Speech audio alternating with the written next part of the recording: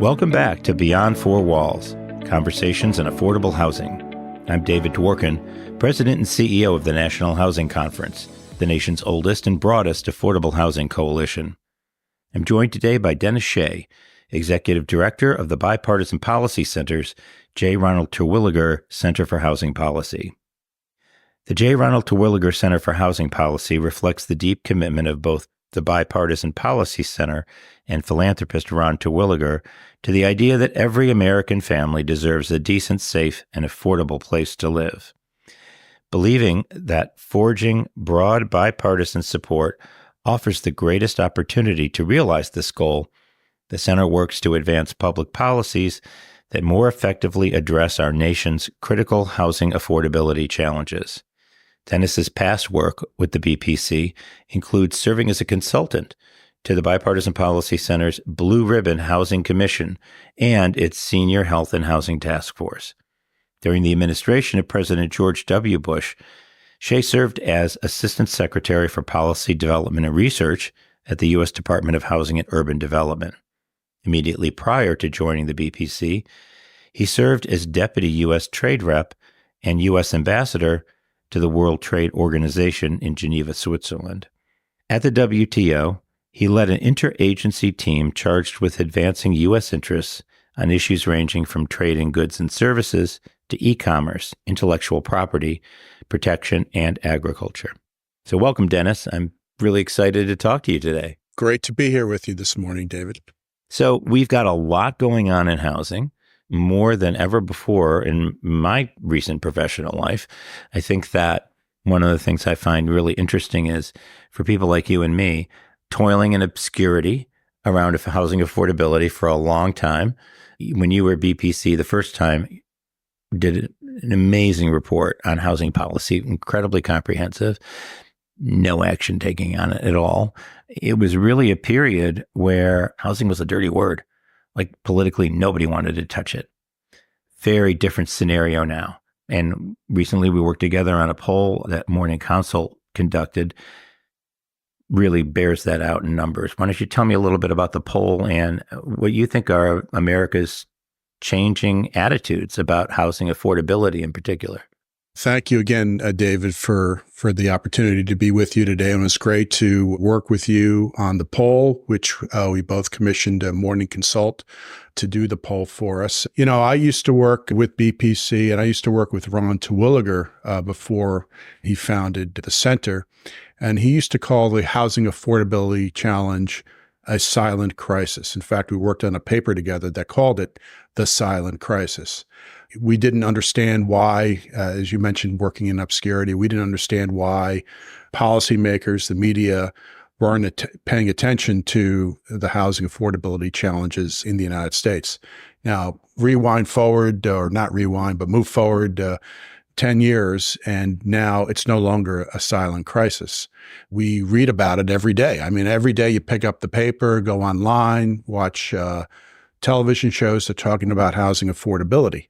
It is a major, major problem that's being discussed. And in fact, I was watching the Republican convention on the first day. I saw signs that make housing affordable again. There was an everyday person who was one of the speakers talking about inability to access a starter home. There was an ad on Tunnels to Towers about veterans getting homes for veterans. So I think housing is now beginning to have its moment on the policy stage. But the key question is, what are we going to do about it? How are we going to help? There's action going on at the state and local level, but there's not been enough action at the federal level. And I know that's my focus. I know that's a lot of your focus. We have to have all these levels of government working, and the private sector and the nonprofit sector working together to resolve this housing affordability challenge. But you asked about the poll. Surprise, people are feeling housing affordability. People are pessimistic. The poll showed that people expect, the majority of those polled expect their housing costs to go up over the coming year.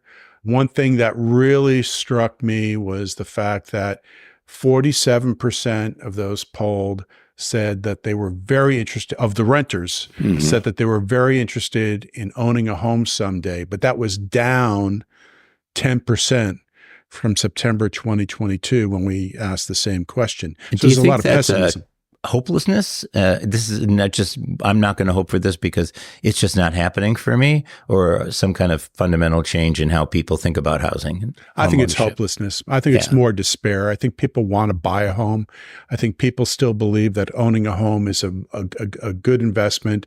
It's their investment in the country. It's their investment in the community. It's making them I think there's a real positive attitude around home ownership. But I think people are just despairing in light of the lack of supply, the rising cost of housing, compounded by rising mortgage rates. One of the things that I found interesting is, we look at this issue is the housing pressures on renters. Everybody understands rents have gone up. They've leveled off a little bit right now, but they had a huge increase over the course of the pandemic for a variety of reasons. We also have seen, obviously, the cost of becoming a homeowner, huge. The amount of income, according to the paycheck-to-paycheck database that NHC runs, requires twice as much income to buy the exact same house than 5 years ago when you factor in both the cost of the home and interest rates. But for existing homeowners, we're also seeing that cost go up because of insurance and other factors, maintenance costs. What's going on? I mean, it seems like everybody is experiencing this. And why hasn't this resulted in greater sense of actual policy urgency among lawmakers?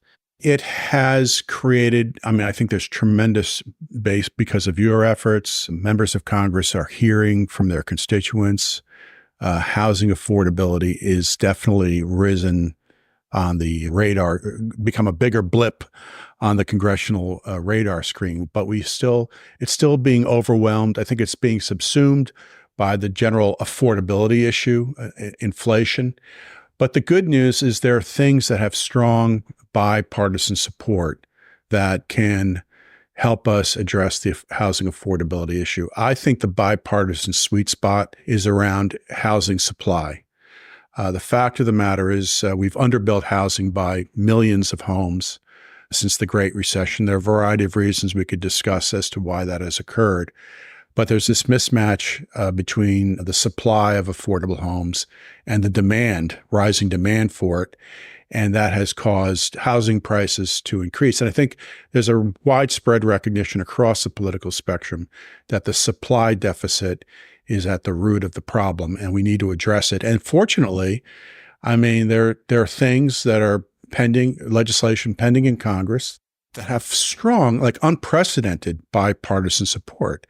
For example, the Affordable Housing Credit Improvement Act. I think it has half of the members of Congress, half the House members on it. And remind us, what would that do? That would substantially increase funding, federal support for the low-income housing tax credit, which incentivizes private investment in the rehabilitation and production of homes that are affordable to lower income households. So that bill would create 2 million homes, affordable rental homes, over the next 10 years. Strong bipartisan support. It's also strong bipartisan support for the Neighborhood Homes Investment Act, another very bipartisan bill, which is modeled after the low-income housing tax credit, but it basically would incentivize private investment in the construction and rehab of homes for sale in distressed areas to communities that need these homes, and really targeted to lower income households. But that's for home ownership, for sale, for homes for sale. That would create 500,000 affordable homes for sale over the next 10 years. So those are two great starts. They both have strong bipartisan support. We just need to get that as the number one priority or number two priority of Congress, not the number 5 priority. Yeah. That's our challenge. Because that's housing's problem. We're always in the top 5 list, but 3 things get done and we were number 4. We have this great collection of participant ribbons on the wall, but no pens. Right. Absolutely. We need to get those pens. And we were excited that there was LIHTC strengthening, low-income housing tax credit strengthening provisions in the tax bill, supported by Ron Wyden and Jason Smith, a Democrat and a Republican, That would have created 200,000 new and homes. passed overwhelmingly in Yeah, the House. yeah. Not exactly the model of bipartisan governance these days. Yeah. So it was, overwhelmingly bipartisan. So it's hit a roadblock in the Senate. But yeah, languishing there. I mean, you're a Senate guy. What's going on and what do we need to break that loose? Well, I think we just got to keep at it. Senator Crapo has his concerns. He feels that he was not involved in the negotiation. He feels that might have been a little awkward on the House side. He feels that maybe he can get a better deal on the other issues that are part of that tax package when November occurs and there's a new Senate, and perhaps he's the chairman of the Senate Finance Committee. I've been around politics a long time. I get it. Every ranking member has an agenda for when they become chair. But I think that was a great signal. There's no concern about the low-income housing tax credit portion of the package, the concerns that were expressed around other elements of the package. So I think we just got to keep going at it, keep saying we want this to get this done. And if it doesn't get done by November, then we got to do something really early in 2025. Yeah, we really do. And I think that one of the both strengths and ironic twists for Senator Crapo is that Boise has an unprecedented level of housing challenges right now. People are really feeling it in Boise, and that's something that, has got to get his attention. We also know that Neighborhood Homes Investment Act is really good at closing that appraisal gap in rural communities. So both bills are a win for Idaho. And I think the good news for us is that most senators we can make that case, can't we? Yeah, I think so. I mean, next year, people say it's going to be the Super Bowl of tax policy with the expiration of the 2017 tax provisions. We got to get in there as housers. We got to make sure our priorities are taken care of. And those two priorities, Affordable Housing Credit Improvement Act and Neighborhood Homes Investment Act, strong bipartisan support, but we just need to keep making sure it's in the mix. Yeah, that's certainly an area where you and I are part of a large chorus, but certainly we're singing out of the same songbook. And when we talk about bipartisanship, we look at the Republican platform, came out recently, and the Biden housing supply plan has a lot of bipartisan elements to it, some of which we've talked about. But there's also some really partisan elements of this conversation, which can be very problematic. Yesterday, we heard more about a plan by the Biden administration to put a 5% cap on all rental housing units owned by landlords who own more than 50 units, which is over half the units in the country. What do you think? What's your research and your experience about rent caps? And how do we manage that? A conversation with folks around some of the data we're aware of. We're at the Bipartisan Policy Center, and I have an advisory committee that consists of two former HUD secretaries in the Democratic administrations. We have former Republican senators and House members, and we have not really, our work in this area has laid out the arguments on both sides of this issue of rent control. We have not, as a center, taken a position on these issues. I would say, personally speaking, just me personally. And he's wall here. On one side is BPC's policy. Now we're talking to Dennis Shea. We're back with Dennis Shea. Right. I'm not. Tell me about rent caps, I think the research shows that they have a counter effect. They basically disincentivize investment in increased rental supply. So if my rent's going to be capped, I'm a developer. Why would I build more? That's where I personally come out. But as an organization, we have not taken a position. Well, we have, as you know. Okay, I know. I saw what you said. And how do you navigate that? You have we are nonpartisan and bipartisan, but we're a big umbrella and not a big tent. And so a big tent is staked in the ground. Everybody's got to fit under there, and you end up with the lowest common denominator of consensus. A big umbrella, on the other hand, and I've had great support from my board on this, we try to find consent and not consensus. Look for the highest common denominator of agreement. That means that we take positions where some of our members are not going to be under the umbrella this time, but they'll get to turn next time. Okay. And in fact, one of my board members is very conservative when I made a very strong statement on the Supreme Court's grants pass decision on homelessness, sent me a note and said, hey, I'm not happy about this. Doesn't work for us. I know most of our members are supportive of what you said. This is my turn outside the umbrella, and I get it. A few weeks later, the Biden plan comes out on rent caps, and I sent him a note back and saying, your turn under the umbrella. And, there you go. And a lot of our members, including some progressives this time, wrote me back and said, although in this case, they wrote me back and said, really appreciate you saying that out loud. Because I think a lot of progressives also understand this doesn't really work. It is a big disincentive. My biggest concern with the 5% cap is that it doesn't allow for increases in insurance or maintenance costs. There is a carve out for major rehab, but as you know, supplies for maintenance, inflation generally impact on unit maintenance and building maintenance, and insurance has been a huge problem. And I'm sure you've been looking at the insurance issue. It's probably a good segue to talk a little bit about insurance. And then I want to nerd out with you on trade policy, because that's also a component of that. Both of us come from an international trade background in particular. But let's talk a little bit about the insurance crisis. What the heck is happening here? They talk about the rent being too damn high. Insurance costs are definitely too damn high. We are definitely exploring this issue. It's become even more prominent over the past year. Insurance premiums, property insurance premiums are going up quite substantially in many communities. In some communities that are particularly affected by severe weather, insurers are dropping out, are not insuring in that area. So it's become a real serious problem. When you pay your mortgage, your mortgage payment consists of, your principal, your interest, your taxes, and your insurance, and people are seeing it. So we are exploring this issue. We've written a blog on it, just sort of laying out the concerns. We have also, at our recent housing summit in June, we had a panel led by Kimberly Cornett of the Robert Wood Johnson Foundation with some state-level insurance commissioners, some people from the private sector, other concerned actors, which sort of laid out what can be done. Resilience, can we make homes more resilient? That would basically make insurers less squeamish about insuring them in certain areas. So this is something as a work stream at the Terwilliger Center now. We will be having a number of events in the coming months around this issue. So we don't have any specific solutions, but our end goal is to come up with a bipartisan roadmap to address this issue.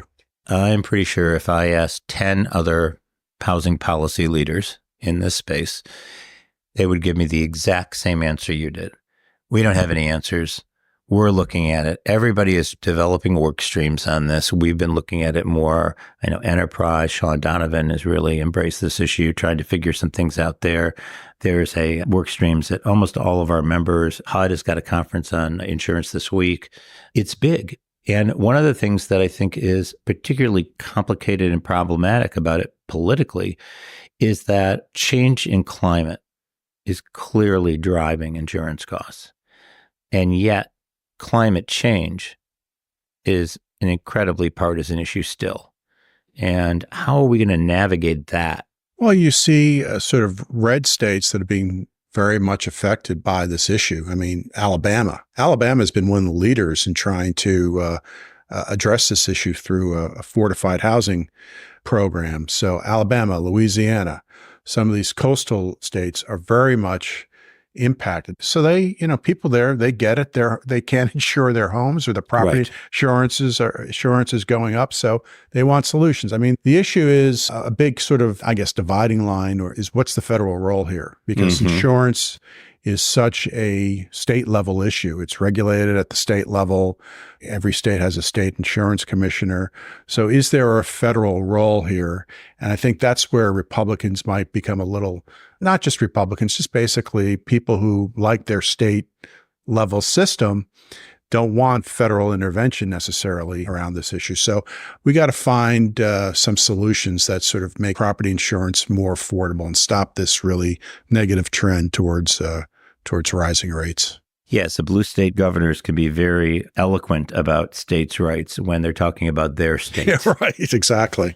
And I think for me, the thing about climate is that we've got to figure out how to get some bipartisan consensus around the need to address climate impact and recognize that certainly for housers, the issue of climate change, the extent to which human beings are causing climate change, And the policy answers to addressing and mitigating that in the future is for other people to debate.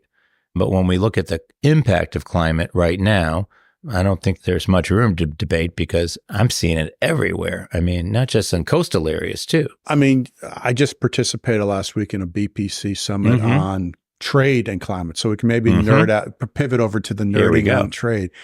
But there is sort of a movement within the Republican Party to promote carbon border adjustment fees. So, and they're realizing that countries that we have very strong environmental standards comparatively to the rest of the world, and carbon emissions are declining in the U.S. So why should a country importing into the United States get a trade advantage? Their good is cheaper because they use more carbon or don't adhere to the same environmental standards. So there is people like John Curtis, who will soon be the Republican senator from Utah. Senator Cassidy from Louisiana are some of the folks who support the idea of a carbon and border adjustment fee at the border of the United States. We mitigate against that comparative advantage that an importing country might have if they just have very low environmental standards. It always comes back when you talk about housing to softwood timber.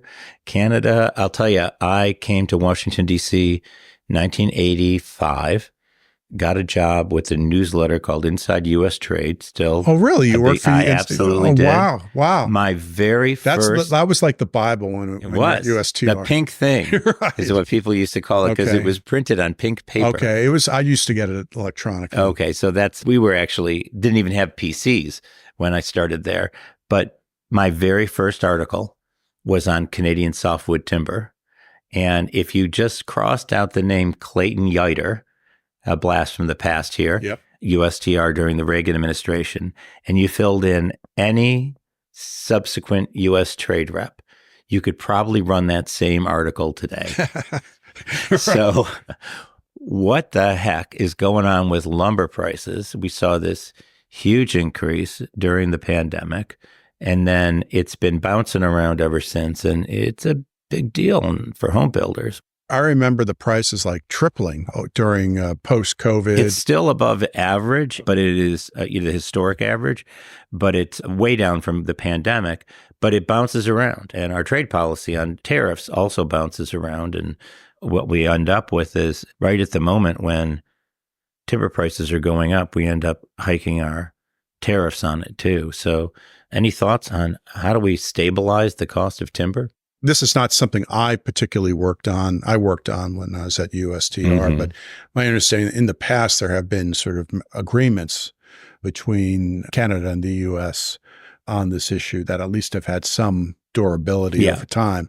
So I guess one approach would be to work this out and have some sort of durable agreement, at least for a few years, to stabilize it. And once again, it's all about where are we on the priority list. And when you talk about Canada, cars may come into the conversation as well. Yeah, there's dairy, and I don't dismiss U.S. lumber producer concerns. So, if they feel that they're being subjected to competition by heavily subsidized producers overseas, then they have a point that deserves to be listened to. And just a quick tutorial for our listeners who are not housing nerds. Timber goes in and lumber comes out. Right. Let's skip ahead a little bit back to housing. And you've spent really good amount of time in writing on Section 8 reform. The Housing Choice Voucher Program is a major element of how we manage housing affordability for very low income and extremely low income folks in this country. Some real problems with the uptake on that. If I own an apartment building, why would I have any hesitation at all about accepting basically guaranteed rent from a low-income client?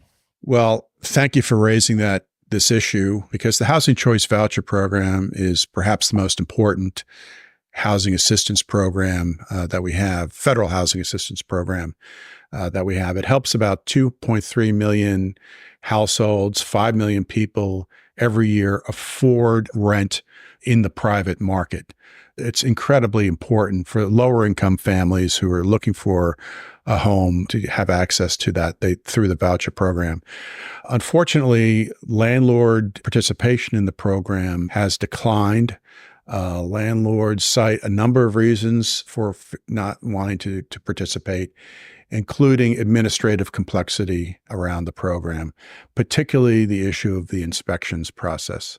Some estimates are that from the time a person gets a voucher or a tenant expresses interest in a unit to the time the tenant gets into the unit, it's about 5 weeks.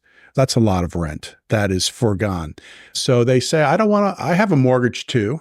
I want to just lease up someone immediately. I don't get to skip my mortgage payment while I'm waiting for approval on the unit that just passed inspection from the city or the county, Exactly. a year ago. Exactly. So that's a big concern. Why forego rent, this month's rent? I need that rent to pay my own mortgage. And if you've never used the program before, it can actually be quite a bit longer. Yes, exactly. So I wrote a paper with Mike Stegman, who's also a former Assistant Secretary for Policy and Development and Research, and he's affiliated during the Clinton administration. He's affiliated with the Urban Institute. And I worked with Mike at Treasury. Yeah, he's really that's right. He's a fantastic guy. He's been around housing for a long time. Sure he has. And really knows his stuff. Assistant Secretary have been there, done that. Yeah, exactly. So we looked at the history of the Housing Choice Voucher Program. It's about a 50-year history. And when it was initially created, housing quality was a major concern in the United States. So one of the goals of the program was to help improve the quality of housing that lower income folks can access. But when you look at the situation now in the United States, look at the worst case needs report, which is a report that HUD issues, I think, every 2 years. People who have worst case needs, they're unassisted, severely burdened renters, or live in inadequate housing, or both. The percentage of renters who live in severely inadequate housing is just a slim single-digit problem. The real problem is rental affordability. People are really living with severe rental cost burdens. So looking at that fact, the transformation of the housing stock over the past 50 years based on these reports, why do we impose this pre-inspection requirement on rental units? Are there other things we can do? Can we have renter-landlord self-certification with maybe a strong audit component? If you've been certified, as your unit's been certified under a different program, you mentioned that, David, a state program or a local program or another federal program, can you forego the inspection if it's been done recently for the Housing Choice Voucher? Mm-hmm. I mean, there's so many things that could be done to sort of streamline it. HUD has new Inspire standards, which are the housing quality standards against which the unit is measured. And HUD insists that should help. I think this is an issue with so many people, lower income people with really hard and housing burdens, rent burdens, that there should be more flexibility to encourage more landlord participation in the program so they can utilize their voucher. And this is likely to be an area, certainly a focus for us at NHC, but I think for the administration next year, regardless of which administration it is, you've got an acting secretary right now at HUD under the Biden-Harris administration. Adrian Todman has very deep experience in the program, understands some of the problems, I think is ideally situated to regulatory reform of the Section 8 voucher program. Obviously, if the Trump administration comes in again, there'll be an opportunity to do significant regulatory reform there. So we're hopeful that we're going to be able to simplify this program and get that uptake. Now, there may be differences on how much money goes into the program politically. Whatever we're going to spend, we should definitely be getting the most out of it. Yeah, I totally agree. I think there's a bipartisanship around this issue, potential bipartisanship. There is a bill in Congress, the Choice and Affordable Housing Act, which provides a series of incentives to encourage greater landlord participation in the program, security deposits, some streamlining. That's bipartisan in the Senate. It's been introduced by Chris Coons of Delaware and Kevin Kramer, Republican of North Dakota. In the House, introduced by Emanuel Cleaver, Democrat of Missouri, Representative Chavez DeRemer of Oregon, a Republican. So that's a priority for the Terwilliger Center to get this legislation over the line. So one of the questions I always ask my guests is, what's the most interesting and important fact about Dennis Shea that has nothing to do with your work? I'm a serious New York Mets fan. Okay. Okay. I don't know if that's the most important fact, but not necessarily the most important, but definitely I'm in a bit of withdrawal now because we're in a break between the All-Star game and the resumption of the season. So there's no games on today and tomorrow. We resume on Friday. So I'm suffering a little bit of Mets withdrawal. I love Gary Cohen, Keith Hernandez, and Ron Darling, who are the announcers for the New York Mets. I think they're the best crew in Major League Baseball. So I wish I can get the opportunity to meet them. So if they're listening to your podcast, I would love to meet you guys. Okay, great plug on that. A little fan outreach. And then the last thing, speaking of being a fan, I want to just touch on is so much of your career has been working with the Dole family. Senator Bob Dole and his wife, Libby Dole, who has herself had such an incredible career. And we were both in San Diego at the Republican convention in 1996. I remember that Elizabeth Dole, an amazing and really groundbreaking First Lady's nominee speech, gave Oprah a run for her money. Tell me about the Doles and what happened to that for this country, and how do we get back to the kind of commitment and really, I think, unique mix of hard-edged partisanship, but deep relationships and ability to work across the aisles and think outside the box. Yeah, I really loved working for Bob Dole. And I got connected to Bob Dole by Bob Lighthizer, the USTR, who I worked under during the Trump administration, who had worked previously for Bob Dole as the chief of staff of the Senate Finance Committee. I came to Washington I was a corporate lawyer, and I wasn't into managing large, corporate documents. Just wasn't not your bag. Not my bag. I mean, it was fine. It was a good experience. But so when the opportunity came, Bob Lighthizer came in, do you want to work for Bob Dole? Into my office. I said, absolutely. I interviewed for the job and ultimately got it. And it was someone who grew up liking politics and, reading about it and watching it from afar, to be in the Capitol building, in the Capitol office with the Senate minority leader, Republican leader at the time, as his counsel at 28 years old, I guess it was pretty exciting. I remember you're at your desk and you hear him saying, got to figure it out yet? Got it all figured out? I think I would say, I'm getting there, sir, getting there. The thing I really liked about him was that he was a competitor. People don't realize he was an athlete growing up, so he loved competition, fair competition and good-hearted competition, good-natured competition. It never really goes away. Right. And, frankly, he became disabled as a result of incredible heroism during World War II. Yeah, exactly. So he you would go in the morning, and I think he liked me because I was thinking of opportunities to compete and to take on the other side a little bit. So every day I'd read the newspaper and say, okay, what can I write today for a floor statement that he would read, and then it would sort of create a line of conversation, and it would get noticed. I tried to do that. I had my established responsibilities, policy responsibility, but I also sort of try to think about things that would get him into the mix, and he loved being into the mix. So he was a competitor, but he was also, well liked and loved by colleagues from both sides. I remember sitting next to him on the Senate floor, and there's Joe Biden on the other side, literally in the front of the Senate chamber, and Ron Klain sitting next to, as Biden standing, and we would go at it on issues like the flag amendment and the crime bill and violence against women legislation. And we would be scribbling. I'd be scribbling stuff to counter what the other side was saying. Klain would be scribbling and giving it. And, it was really intense for about half an hour or so. And then we kind of would get up and sort of chuckle and laugh a little bit with each other, Right. That was fun. That was good competition. And we were, we all believed in what we were doing.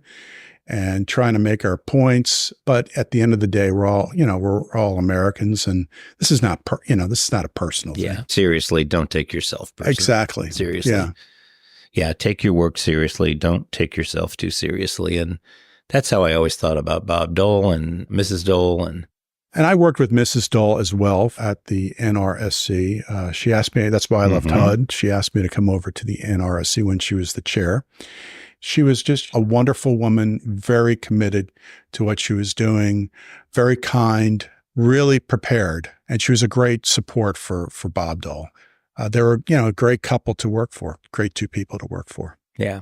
Well, on that note, we'll look ahead to the next Bob and Elizabeth Dole in American politics. I don't see them yet, but they're out there. The wheel turns and the pendulum swings. So you and I both try hard to slow down that pendulum and get it to drag a little more in the middle. It's great work. And it's also, for a competitive guy like me, there isn't quite as much competition out there in the bipartisan space. But I'll take all the new competition I can possibly get because we're all really working towards the exact same thing. Absolutely. Thanks for joining us. Great to be with you. Thanks, David. Thank you for listening to this edition of Beyond Four Walls. You can visit the National Housing Conference at nhc.org. There you can learn more about affordable housing policies, affordability challenges throughout the nation on our Paycheck to Paycheck database, and explore membership in NHC for you or your organization. We appreciate your interest and look forward to working with you in the future. Until next time, I'm David Dworkin, NHC's President and CEO, wishing you a great day.